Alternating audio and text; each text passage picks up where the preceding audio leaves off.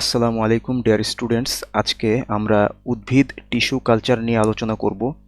আজকের এই ভিডিওটির মাধ্যমে আমরা জানতে পারবো কিভাবে টিস্যু কালচার প্রক্রিয়ার মাধ্যমে কোনো উদ্ভিদের একটি টিস্যু থেকে একাধিক চারা তৈরি করা যায়। সো আর কোনো কথা না বলে আমরা সরাসরি আমাদের স্লাইডে চলে যাব। সো তার আগে আমি আমার পরিচয় দিয়ে নিই। আমার নাম হচ্ছে Abu Sayeed, currently studying at the department of sociology, Bangladesh university of professionals. So এখন তার আগে আমার ক্যামেরা পজিশনটা ঠিক করে নিই। আমার মনে হয় ক্যামেরা পজিশনটা এখানে দিলে ঠিক হবে। So let me check, I guess this is correct. So উদ্ভিদ টিস্যু কালচার, সো এটার প্রথমে আমরা সংজ্ঞাটা দেখে নিই। এবং এই যে আমার এই লেকচার স্লাইড, এটা তৈরি করার জন্য আমি মেইনলি হেল্প নিয়েছি হচ্ছে প্রফেসর ডক্টর আবুল হাসান স্যারের বই থেকে। সো এখন এখানে আমি বেশিরভাগ অংশই আমি আমার মনে হচ্ছে আমি স্যারের বই থেকে হুবহু কপি করেছি। সো উদ্ভিদ টিস্যু কালচার, উদ্ভিদের বিভাজনক্ষম কোনো অঙ্গ থেকে কোনো টিস্যু সংগ্রহ করে সম্পূর্ণ জীবাণুমুক্ত অবস্থায় উপযুক্ত পুষ্টি মাধ্যমে উক্ত টিস্যু থেকে সম্পূর্ণ নতুন উদ্ভিদ তৈরি করার প্রক্রিয়াকে বলা হয় টিস্যু কালচার।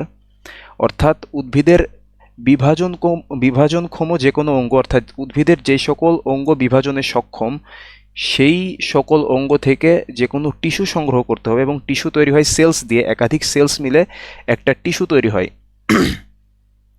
তারপরে সম্পূর্ণ জীবাণুমুক্ত অবস্থায় উপযুক্ত পুষ্টি মাধ্যমে উক্ত টিস্যু থেকে আমরা সম্পূর্ণ একটি নতুন উদ্ভিদ তৈরি করব। এই প্রক্রিয়াকে বলা হয় টিস্যু কালচার। সো আমেরিকান জীববিজ্ঞানী সর্বপ্রথম এখানে কে মতবাদটা দেন, সেই বিজ্ঞানীর নামটা আমি এখানে লিখতে মনে নাই, হয়তো বা মিস্টেক হয়ে গেছে। আমেরিকান জীববিজ্ঞানী কেউ একজন সর্বপ্রথম মত প্রকাশ করেন যে প্রতিটি সজীব উদ্ভিদ কোষেরই একটি পূর্ণাঙ্গ উদ্ভিদে পরিণত হওয়ার অন্তর্নিহিত ক্ষমতা রয়েছে, যাকে তিনি টটিপোটেন্সি বলে অভিহিত করেছেন। সো এটা আমার মনে হচ্ছে বিজ্ঞানী হ্যাবারল্যান্ড, Gottlieb হ্যাবারল্যান্ড। So let me check it in the book and let me inform you then. Okay.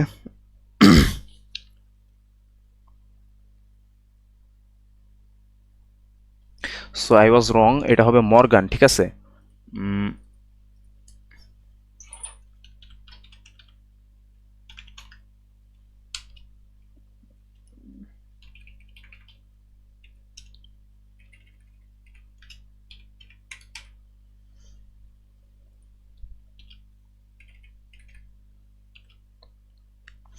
So বিজ্ঞানী মর্গান সর্বপ্রথম কি বলেন যে প্রতিটি সজীব উদ্ভিদ কোষেরই একটি পূর্ণাঙ্গ উদ্ভিদে পরিণত হওয়ার অন্তর্নিহিত ক্ষমতা রয়েছে, যাকে তিনি টটিপোটেন্সি বলে অভিহিত করেছেন। আর উদ্ভিদ টিস্যু কালচার প্রক্রিয়ায়, যেহেতু এই প্রক্রিয়ায় ক্ষুদ্র অংশ ব্যবহারের মাধ্যমে পূর্ণাঙ্গ উদ্ভিদ তৈরি করা হয়, এই জন্য একে মাইক্রো প্রোপাগেশন বলা হয়, ঠিক আছে? সো মাইক্রো মানে হচ্ছে কি, ক্ষুদ্র। ওকে, সো মাইক্রো হচ্ছে 10⁻⁻6, এটা হচ্ছে মাইক্রো। কোনো এককের 10⁻⁻6কে বলা হয়, অর্থাৎ 10⁻⁻6 গুণকে বলা হয় মাইক্রো। সো এখন আমাদের এখানে কিছু টার্ম জানতে হবে, যেমন এক্সপ্লান্ট কি, তারপরে জীবাণুমুক্ত পরিবেশ কি, আর টিস্যু কালচারের প্রকারভেদ কি কি আছে। সো এক্সপ্লান্ট হচ্ছে টিস্যু কালচারের উদ্দেশ্যে মাতৃ উদ্ভিদ থেকে পৃথকীকৃত অংশকে এক্সপ্লান্ট বলা হয়। অর্থাৎ আমরা যদি টিস্যু কালচারের জন্য কোনো উদ্ভিদ থেকে একটা পাতা সংগ্রহ করি, এই পাতাই হচ্ছে আমাদের এক্সপ্লান্ট, ঠিক আছে? এখান থেকে আমরা একাধিক পূর্ণাঙ্গ উদ্ভিদ তৈরি করব। সো জার্মান উদ্ভিদবিজ্ঞানী গটলিয়েব হ্যাবারল্যান্ডকে টিস্যু কালচারের জনক বলা হয়, এবং তিনি সর্বপ্রথম টিস্যু কালচার পদ্ধতির উদ্ভাবন করেন। সো এরপরে আমাদের টার্মিনোলজি হচ্ছে জীবাণুমুক্ত পরিবেশ। জীবাণুমুক্ত পরিবেশ হচ্ছে টিস্যু কালচারের জন্য একটি সম্পূর্ণ জীবাণুমুক্ত পরিবেশ প্রয়োজন। ব্যবহার্য সব উপকরণ জীবাণুমুক্ত করা হচ্ছে আমাদের প্রাথমিক কাজ। তারপরে কালচার মিডিয়াম, অর্থাৎ কালচার মিডিয়াম কি সেটা আমরা পরবর্তীতে জানব। কালচার মিডিয়াম হচ্ছে এই যে এখানে টিস্যু স্থাপন করতে হবে, ঠিক আছে? এবং কালচার মিডিয়ামে কিন্তু বিভিন্ন উপাদান আছে, যেমন ভিটামিন, ফাইটো হরমোন বা উদ্ভিদ হরমোন, বিভিন্ন ধরনের primary and secondary elements. So এগুলোতে আমরা আসব। তার আগে আমরা এখানে জেনে নিই কালচার মিডিয়াম কোনোভাবে সংক্রামিত হলে তার কোনোভাবে ব্যবহার করা যাবে না, আর ব্যবহার্য উপকরণ আমাদেরকে জীবাণুমুক্ত করতে হবে, ঠিক আছে। আর তারপরে কালচার মিডিয়ামের পাত্র ও অন্যান্য জিনিসপত্র সেটাকে কী করতে হবে, গরম বায়ু ওভেনে 160 ডিগ্রি সেলসিয়াস থেকে 180 ডিগ্রি সেলসিয়াস তাপমাত্রায় 1 থেকে 2 ঘন্টা রেখে আমাদেরকে জীবাণুমুক্ত করতে হবে। সো এখানে কি আমি কোনো পয়েন্ট মিস দিছি নাকি? Let me check again. হ্যাঁ, কালচার মিডিয়াম কি সেটা বোঝাচ্ছিলাম। কালচার মিডিয়াম কোনোভাবে সংক্রামিত হলে সেটা আর কোনোভাবে ব্যবহার করা যাবে না। সো আরও একটা পয়েন্ট হচ্ছে, বার্নারে গরম করে 95% অ্যালকোহলে ডুবিয়ে জীবাণুমুক্ত করা হয় এরকম কিছু উপাদান হচ্ছে ফরসেপস, নিডল অ্যান্ড স্কালপেল। ওকে। তারপরে টিস্যু কালচারের বিভিন্ন প্রকারভেদ আছে। সো যেমন টিস্যু কালচারের একটা প্রকারভেদ হচ্ছে কক্ষমুকুল কালচার বা অক্সিলারি বার্ড কালচার বা axillary bud culture. Let me pronounce it as axillary bud culture. Then meristem culture, micro propagation is one of the প্রকারভেদ of tissue culture, one of the প্রকারভেদস। What is the English term? I am unable to recall it. Callus কালচারের মাধ্যমে চারা উৎপাদন, দৈহিক কোষ থেকে ভ্রূণ উৎপাদন, সোমাটিক এমব্রায়োজেনেসিস। পরাগধানী কালচারের মাধ্যমে হ্যাপ্লয়েড উদ্ভিদ উৎপাদন, অর্থাৎ আমরা যদি হ্যাপ্লয়েড উদ্ভিদ উৎপাদন করতে চাই সেই ক্ষেত্রে এক ধরনের কালচার পদ্ধতি ব্যবহার করা হবে, সেটাকে বলা হয় পরাগধানী কালচার। তারপর হচ্ছে প্রোটোপ্লাস্ট কালচার। এইগুলো হচ্ছে বিভিন্ন টিস্যু কালচারের প্রকারভেদ বা টিস্যু কালচারের প্রকারভেদের বিভিন্ন নাম। Okay, then next let us see the চিত্র, ফ্লো চিত্র যেটাকে বলে, the figure of tissue culture, যেটা হচ্ছে আবুল হাসান স্যারের বইতে আছে। ডক্টর আবুল হাসান, প্রফেসর আবুল হাসান স্যারের বইতেই এই চিত্রটা আছে, সেখান থেকে আমি এটা নিছি। সো আমাদের প্রথমে হচ্ছে টবে লাগানো গাছকে আমরা যদি মাতৃ উদ্ভিদ ধরি এবং সেখান থেকে যদি আমরা একটা পাতা সিঁড়ি বা কোনো অঙ্গ আমরা এখান থেকে নিই, যেটার মাধ্যমে আমরা কি করব, সম্পূর্ণ নতুন একাধিক আমরা উদ্ভিদ তৈরি করব। সো ধরলাম আমরা এখান থেকে পাতা নিলাম, পাতা নেওয়ার পরে আমরা এটাকে কালচার মিডিয়ামে আমরা উপযুক্ত পুষ্টি মাধ্যমে আমরা এখানে রাখবো। এখানে আমরা বিভিন্ন উপাদান অ্যাড করব, যেমন ফাইটো হরমোন বা উদ্ভিদ হরমোন, ভিটামিন, সুক্রোজ, ঠিক আছে, বিভিন্ন কিছু আমরা অ্যাড করব। তারপরে ক্যালাস সৃষ্টি হবে, এরকম একটা মানে এটাকে কি বলে, অনিয়মিত আকৃতির একটা ক্যালাস সৃষ্টি হবে। ক্যালাস হোয়াট ইজ, মানে এটাকে সংজ্ঞায়িত কিভাবে করা যায়? এই যে হ্যাঁ,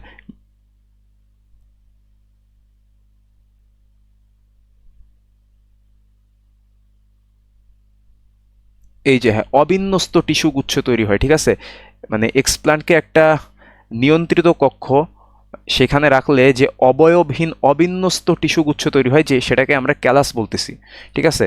সো এখন যদি আমরা ব্যাক করি, এই যে একটা ক্যালাস সৃষ্টি হবে, সেখান থেকে আমরা চারার সৃষ্টি হবে আমাদের, ঠিক আছে।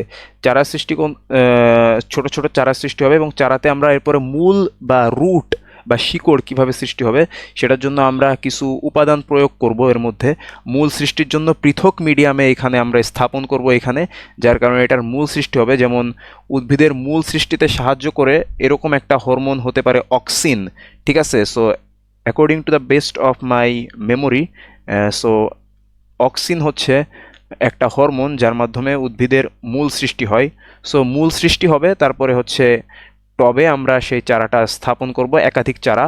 তারপরে আমরা এটাকে প্রাকৃতিক বা মাঠ পর্যায়ে আমরা এটাকে স্থানান্তর করব। সো একটা পাতা থেকে কিভাবে আমরা একাধিক উদ্ভিদ তৈরি করতে পারলাম, এই যে প্রক্রিয়া, এই প্রক্রিয়াকে বলা হয় টিস্যু কালচার। এর আরেকটা নাম আছে, এটাকে বলা হয় ইন ভিট্রো কালচার। যেহেতু এটা আমরা কাচের মধ্যে আমরা এটাকে কালচার করতেছি, so this is also called in vitro culture. Okay, so let us move to our next slide. মাতৃ উদ্ভিদ ও এক্সপ্লান্ট নির্বাচন, এটা হচ্ছে আমাদের ফার্স্ট ধাপ। তো আমরা টিস্যু কালচারের এবার পুরো প্রক্রিয়াতে আসবো, ঠিক আছে। সো এর মধ্যে আমাদের প্রথম প্রক্রিয়া হচ্ছে আমরা কি করব, মাতৃ উদ্ভিদ নির্বাচন করব। মাতৃ উদ্ভিদ নির্বাচন করার পরে টিস্যু কালচারের উদ্দেশ্যে মাতৃ উদ্ভিদ হতে যে অংশ পৃথক করা হয় তাকে এক্সপ্লান্ট বলে, যেটা আমরা আগের স্লাইড থেকে আমরা জেনেছি।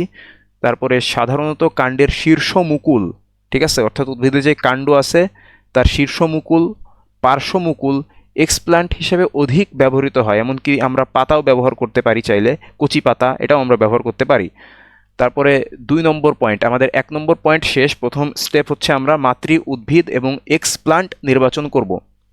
নেক্সট হচ্ছে কালচার মিডিয়াম বা আবাদ মাধ্যম তৈরি। কালচার মিডিয়ামের বাংলা হচ্ছে আবাদ মাধ্যম। উদ্ভিদের পুষ্টি ও বৃদ্ধির জন্য যে সমস্ত রাসায়নিক উপাদান প্রয়োজন হয় তার সমন্বয়ে কালচার মিডিয়াম প্রস্তুত করা হয়।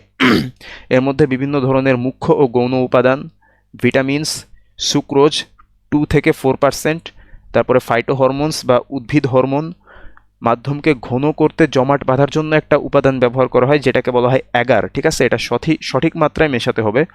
এরপরে মিডিয়ামের জন্য নির্দিষ্ট পিএইচ আছে, সেটা 5.5 থেকে 5.8 এর মধ্যে রাখা হয়। ঠিক আছে, so this is slight acidic. Okay, slight acidic বা মিডিয়াম অ্যাসিডিক, 7-এর কাছাকাছি, মানে পুরাপুরি 7 না, সো এটাকে মোটামুটি ভালো অ্যাসিডিক বলা যায়। ঠিক আছে, সো এই ক্ষেত্রে অ্যাসিডিকের কারণে জীবাণু জন্মাতে পারবে না। ঠিক আছে, মৌলিক উপাদান সমৃদ্ধ আবাদ মাধ্যমকে বেসাল মিডিয়াম বলে। ঠিক আছে, different types of basal mediums R available. So এখানে বিভিন্ন টাইপের বেসাল মিডিয়াম আছে, যেটা আমাদের আলোচনার বিষয় না। যেমন একটা বেসাল মিডিয়ামের নাম হচ্ছে মিনিমাম এসেনশিয়াল মিডিয়াম বা MEM। ঠিক আছে, সো এখানে তোমরা এটা দেখে নিতে পারো যে কি কি ধরনের বেসাল মিডিয়াম আছে। এটা জাস্ট এক্সট্রা ইনফরমেশন আমি এখানে কালেক্ট করে অ্যাড করে দিয়েছি। ঠিক আছে, তো আমরা হচ্ছে 2 নম্বর কালচার মিডিয়াম বা আবাদ মাধ্যম তৈরি, এই স্টেপটা আমরা দেখে ফেললাম। সো পরীক্ষায় আসলে তোমরা স্টেপগুলো লিখবা এবং তোমরা হিসাব বুঝে লিখবা। সো টিস্যু কালচার এটা আসলে নর্মালি গতে দেয়। ঠিক আছে, সো গতে হচ্ছে 3 মার্ক এইচএসসিতে। সো 3 মার্কের জন্য আমি যত বড় দিচ্ছি এত বড় তোমরা আসলে সময় হিসাব করে লিখবা। বাট বায়োলজিতে আসলে সময় পাওয়া যায়, কারণ কি 5টা সিকিউ আমাদেরকে লিখতে হবে এবং 5টা সিকিউ এর মধ্যে 5টা সিকিউর মধ্যে জন্য আমাদের সময় দেওয়া হবে 2 ঘন্টা 35 মিনিট।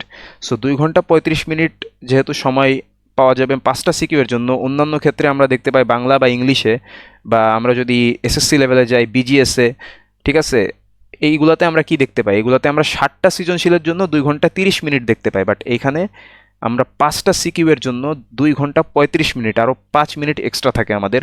সো এই ক্ষেত্রে কিন্তু লেখা যায়, হাতের লেখা ফাস্ট করলে লেখা যায়। বাট এই ক্ষেত্রে আবার ঘতে আর একটা ছোট সিকিউ, মানে ঘতে যে কোশ্চেনটা দেয় সেটা দেখা যায় যে গয়ের থেকে ছোট হয়। তো অনেকেই কনফিউজ হয়ে যায় কি আমি কি আসলে ঠিক লিখতেছি, ঘ এত ছোট গ এত বড় কেন। আসলে বিষয়টা হচ্ছে তোমার কাছে যেটা চাইছে তুমি সেটা লিখবা, যেটা ছোট হবে সেটা ছোট, যেটা বড় হবে সেটা বড়। তোমাকে তো এখানে যেটা চাওয়া হয়েছে, যে ইনফরমেশন তোমার মনে হয় যে দিস ইজ সাফিসিয়েন্ট, তুমি সেটুকুই লিখবা। সো 2 নম্বর হচ্ছে আমাদের কালচার মিডিয়াম। নেক্সট 3 নাম্বার হচ্ছে জীবাণুমুক্তকরণ বা নির্বীজকরণ, এটার আরেকটা নাম দিছে নির্বীজকরণ। সো এই ক্ষেত্রে যদি আমরা হচ্ছে কোনো বীজ থেকে আমরা যদি টিস্যু কালচার করতে চাই, I guess this is also possible from the seed. এখন কথা হচ্ছে এই বীজ যদি আমরা সিদ্ধ করি এই যে 121 ডিগ্রি তাপমাত্রায়, তাহলে তো এটা নির্বীজকরণ হয়ে যাবে। এই জন্যই কি নাম দিছে, এই জন্য তো নাম দেওয়া উচিত না। কারণ কি 121 ডিগ্রি সেলসিয়াস তাপমাত্রায় যদি তুমি বীজকে সিদ্ধ করো, so that is unusable, that will become unusable, এবং সেটাকে তুমি ইউজ করতে পারবে না, কারণ সেটা মৃত কোষ হয়ে যাবে, তাই না? কারণ তুমি এখানে 20 মিনিট ধরে অটোক্লেভ যন্ত্রে 121 ডিগ্রি তাপমাত্রায় সেটাকে বার্ন করতেছো, ঠিক আছে না? সো সেটাকে উত্তপ্ত করতেছো। সো সেক্ষেত্রে সেটা এক্সপ্লান্টকে অবশ্যই নির্বীজ করা হয় না। মিডিয়ামকে কনিক্যাল ফ্লাস্ক বা টেস্ট টিউবে ঢেলে নির্বীজকৃত তুলা দিয়ে পাত্রের মুখ বন্ধ করে দেওয়া হয় যাতে বাতাস ঢুকতে না পারে। ঠিক আছে, যে কালচার মিডিয়াম আছে সেটাকে কনিক্যাল ফ্লাস্ক। কনিক্যাল ফ্লাস্ক কি তোমরা কেমিস্ট্রিতে দেখছো না? কনিক্যাল ফ্লাস্ক এই যে এরকম একটা আঁকা হয় নাই, ছোট বড় হয়ে গেছে, বাট যাই হোক, এটা হচ্ছে কনিক্যাল ফ্লাস্ক। ঠিক আছে, সো মিডিয়ামকে কনিক্যাল ফ্লাস্ক বা টেস্ট টিউবে ঢেলে নির্বীজকৃত তুলা দিয়ে পাত্রের মুখ বন্ধ করে দেওয়া হয় যাতে air can not go inside. ঠিক আছে, এরপর পাত্রটিকে অটোক্লেভ নামক যন্ত্র দিয়ে জীবাণুমুক্ত করা হয়। সো যেই পাত্র, সেই পাত্রটিকে অটোক্লেভ নামক যন্ত্র দিয়ে জীবাণুমুক্ত করা হয়। বাট এখানে অবশ্যই এক্সপ্লান্ট নেওয়া হবে না, তাহলে এক্সপ্লান্ট সিদ্ধ হয়ে যাবে। সো এক্ষেত্রে কি হচ্ছে, বিভিন্ন হরমোনস বা এই যে ভিটামিন, সুক্রোজ, এইগুলাকে এবং মুখ্য গৌণ উপাদান এগার, এগুলাকে জীবাণুমুক্ত করা হয় নাকি কাকে করা হয় আই ডোন্ট নো অ্যাকচুয়ালি। এবং হচ্ছে যদি ওইগুলা মানে 121 ডিগ্রি সেলসিয়াস তাপমাত্রা যদি ফুটানো হয় তারপরে যদি সেগুলো ভালো থাকে তাহলে অবশ্যই সেইগুলো নেওয়া হয়। বাট এখানে হচ্ছে বলা হয়েছে মিডিয়ামকে কনিক্যাল ফ্লাস্ক বা টেস্ট টিউবে ঢেলে নির্বিষ্কৃত তুলা দিয়ে পাত্রের মুখ বন্ধ করে দেওয়া হয় যাতে বাতাস না ঢুকতে পারে। এরপর পাত্রটিকে জীবাণুমুক্ত করার জন্য যে যন্ত্র ব্যবহার করা হয় সেটাকে বলা হয় অটোক্লেভ। ওকে, অটোক্লেভ যন্ত্রের তাপমাত্রা হচ্ছে 121 ডিগ্রি সেলসিয়াস এবং এটার একটা নির্দিষ্ট প্রেসারে রাখা হয় জীবাণুমুক্ত করার সময়। সেটা হচ্ছে 15 পাউন্ড পার স্কোয়ার ইঞ্চ, ঠিক আছে? সো 15 পাউন্ড পার বর্গ ইঞ্চি এবং সময় হচ্ছে 20 মিনিট। So this is the third step. Then the next step is sorry মিডিয়ামে এক্সপ্লান্ট বা টিস্যু স্থাপন করতে হবে। অর্থাৎ জীবাণুমুক্ত করার পর আমরা কালচার মিডিয়ামে টিস্যু স্থাপন করব, সেটা কোনটা আমরা দেখে নিই, ঠিক আছে? এই যে কালচার মিডিয়াম, এখানে আমরা টিস্যু স্থাপন করব। সো আমরা তারপরে ক্যালাস সৃষ্টিতে যাব, এরপর চারা সৃষ্টি হবে, এরপর মূল সৃষ্টি হবে, মানে তারপরে আমরা টবে লাগাবো, পরে মাঠ পর্যায়ে নেব, ঠিক আছে? সো আমরা সেই স্টেপগুলো এখানে একে একে দেখব। সো আমরা কোথায় ছিলাম?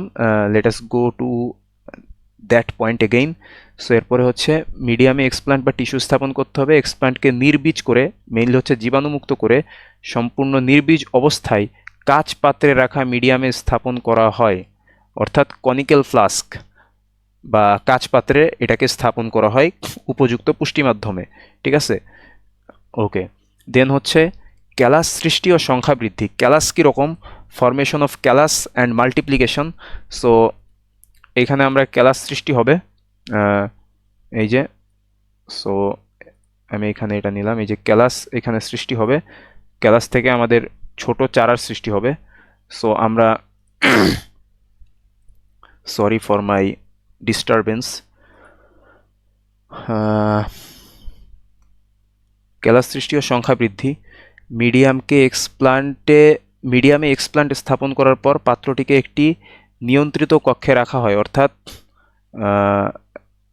নিয়ন্ত্রিত কক্ষের একটা নির্দিষ্ট তাপমাত্রা থাকে, সেটা হচ্ছে 17 থেকে 20 ডিগ্রি সেলসিয়াস, এবং সেটার একটা রিলেটিভ হিউমিডিটি থাকে বা আপেক্ষিক আর্দ্রতা থাকে, যেটা হচ্ছে 70 থেকে 75%। আপেক্ষিক আর্দ্রতা বা রিলেটিভ হিউমিডিটি, এটা হচ্ছে সায়েন্সের থার্মোডাইনামিক্স না, সরি, আইডিয়াল গ্যাস, ঠিক আছে, আদর্শ গ্যাস। এই চ্যাপ্টারে কিন্তু আপেক্ষিক আর্দ্রতার কনসেপ্ট আছে, সেটা তোমরা ওই চ্যাপ্টার পড়লে জানতে পারবা। তারপরে বৈদ্যুতিক আলো 3000 থেকে 5000 লাক্স অথবা 1000 থেকে 3000 লাক্স। সো এরকম এটাকে কি করা হয়? কন্ট্রোল করা হয়, অর্থাৎ একটা কন্ট্রোলড রুম এখানে রাখা হয়। সো আমার ইংলিশ টার্মটা মনে আসতেছিল না, নিয়ন্ত্রণ করা বা কন্ট্রোল, আই ফরগেট। সো এখন কথা হচ্ছে যে আমি ভুলে যাই আর কি। তাপমাত্রা হচ্ছে 17 থেকে 20 degree Celsius.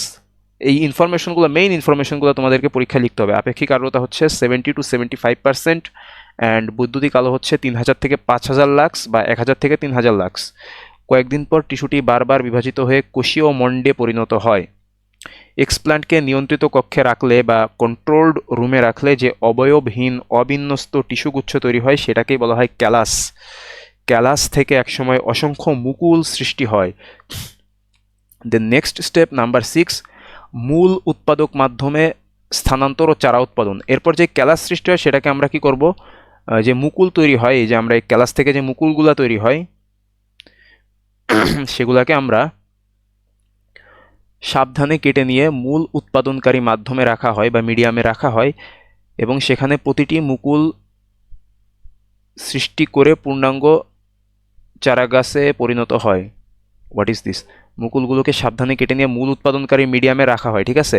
And then next মুকুলগুলো পরবর্তীতে পূর্ণাঙ্গ চারা গাছে পরিণত হয়, ঠিক আছে? এবং এইখানে প্রতিটি মুকুল মূল সৃষ্টি করে, ঠিক আছে? এই যে আমি এখানে হচ্ছে রিডিংয়ের ক্ষেত্রেও আমি এখানে ভুল করতেছি বা আমার কনসেন্ট্রেশন হচ্ছে না, কোনো একটা প্রবলেম হচ্ছে। সো এই যে মুকুলগুলোকে সাবধানে কেটে যেই মূল উৎপাদনকারী মাধ্যমে রাখা হয় যেখান থেকে মূল সৃষ্টি হবে, সো এখানে বিভিন্ন হরমোন হয়তো প্রয়োগ করা হয়, যেমন অক্সিন, ঠিক আছে, প্রয়োগ করা হতে পারে, অক্সিন।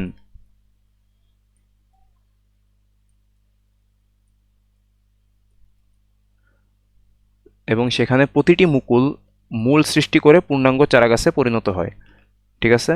সো দেন হচ্ছে আমরা চারাটাকে টবে স্থানান্তর করব। সো উপযুক্ত সংখ্যক সুগঠিত মূল সৃষ্টি হলে পূর্ণাঙ্গ চারাগাছ পাত্র থেকে সরিয়ে নিয়ে টবে স্থাপন করা হয়। এরপর প্রাকৃতিক পর্যায়ে বা মাঠ পর্যায়ে স্থানান্তর করা হয়। টব থেকে চারাগুলাকে নিয়ে মাঠ পর্যায়ে স্থানান্তর করা হয়। বাট এখানে কিছু জিনিস তোমাকে খেয়াল রাখতে হবে, সেটা হচ্ছে টব সহ চারাগাছকে কিছুটা আর্দ্র পরিবেশে রাখা হয়, ঠিক আছে? কিছু আর্দ্র অর্থাৎ শুষ্ক পরিবেশে রাখা হয় না, তবে রোপিত চারা গাছগুলোকে কক্ষের বাইরে রেখে মাঝে মাঝে প্রাকৃতিক পরিবেশের সাথে খাপ খাইয়ে নেওয়া হয়। অর্থাৎ এখানে একবার প্রাকৃতিক পরিবেশে নেওয়া হবে, সেখানে একটা তাপমাত্রা থাকবে, আবার সেটাকে হচ্ছে তোমার কন্ট্রোলড রুমে আনা হইতে পারে।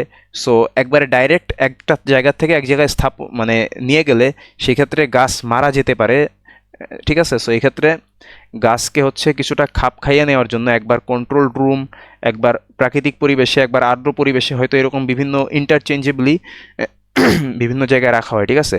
রোপিত চারা গাছগুলোকে কক্ষের বাইরে রেখে মাঝে মাঝে প্রাকৃতিক পরিবেশের সাথে খাপ খাইয়ে নিতে হয়। অ্যান্ড অ্যাট লাস্ট দেন পূর্ণাঙ্গ চারা গাছগুলো সজীব ও সবল হয়ে উঠলে সেগুলোকে এক পর্যায়ে প্রাকৃতিক পরিবেশে মাটিতে লাগানো হয়।